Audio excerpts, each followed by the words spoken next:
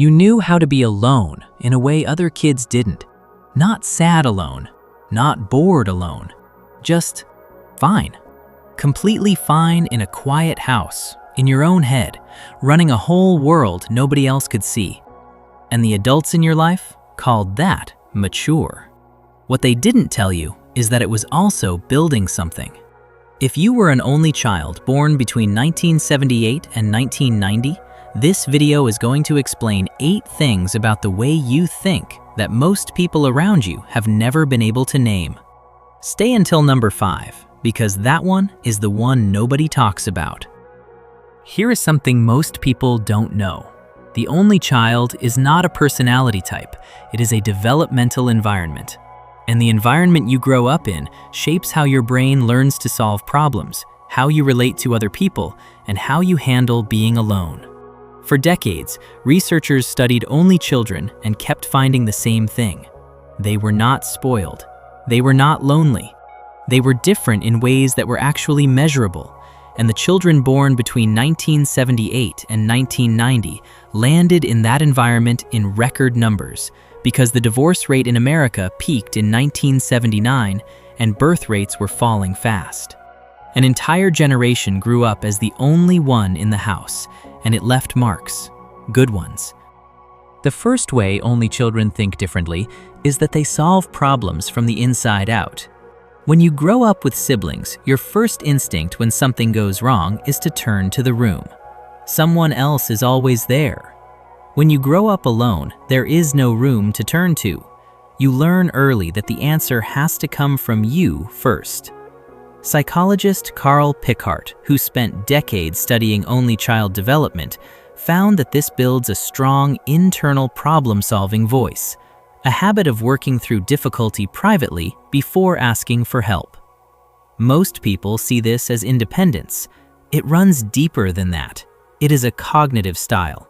You do not outsource your thinking, you process first. The second way is that they read adults better than most people read their own generation. Without siblings to model yourself after, you spent your childhood watching grown-ups. You sat at dinner tables where the conversation was above your grade level, and you figured it out anyway. Susan Newman, a social psychologist who spent years researching only children, found that this early immersion in adult interaction gives only children an unusual ability to read authority figures, pick up on emotional subtext, and navigate rooms where they are the youngest and least powerful person. That skill does not leave. You still use it every time you walk into a meeting. The third way is that they think in whole pictures. Siblings split the labor. One cooks, one cleans, one handles the thing that breaks. An only child handles all of it. There is no division because there is no division to make. What that builds over years is a systems-level mind. You do not just see the problem in front of you, you see the 5 things connected to it. Toni Falbo at the University of Texas, after analyzing over 100 studies on only children, found that achievement motivation in this group is consistently high. Not because they were pushed harder, but because they learned to see the whole task and hold it. The fourth way is that they set standards that came from nowhere visible. You had no sibling to compare yourself to, which sounds like it would lower the pressure. It does the opposite. Without a benchmark in the house, only children tend to compare themselves to an invisible ideal, often a parent, often a teacher, often something internal that nobody else can see. Psychologist Carol Dweck's research on self-standard formation shows that children who grow up without peer comparison in the home often develop either perfectionism or extreme self-direction. For most only children born in this window, it was both. The fifth way, and this is the one most people miss, is that only children use solitude as fuel, not as a problem to fix. The rest of the world treats being alone like a symptom. Something went wrong. Someone should be called. Only children grew up knowing that the quiet house is where things actually get done. It is where ideas form, where the inner monologue gets loud enough to be useful. Research from the American Psychological Association shows that only children score significantly higher on measures of creative thinking, and that the mechanism is almost always the same. They spent more hours alone with their imagination during childhood than their peers with siblings did. That capacity does not atrophy. You still go to solitude when you need to actually think. The sixth way is that they process before they speak. You were often the only voice in a room when you were a child. When you only have one shot at being heard, you make it count. Only children develop a habit of internal rehearsal, running a thought all the way through before sending it out. This is why people describe only children as thoughtful, or occasionally as hard to read. It is neither. It is just that the gap between having a thought and expressing it is longer in only children. And what comes out on the other side is usually more precise.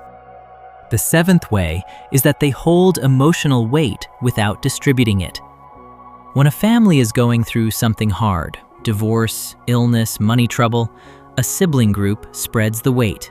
Someone cries, someone jokes, someone goes silent, and together they carry it. An only child carries it alone. This builds a particular kind of quiet resilience, not loud resilience, not the kind that announces itself, the kind that just keeps going without making it a conversation.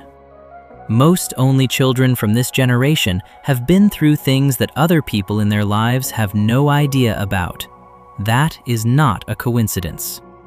The eighth way is that they build chosen families with extreme loyalty. Because the house was quiet, the friendships that mattered were everything. Only children from this generation did not collect friends.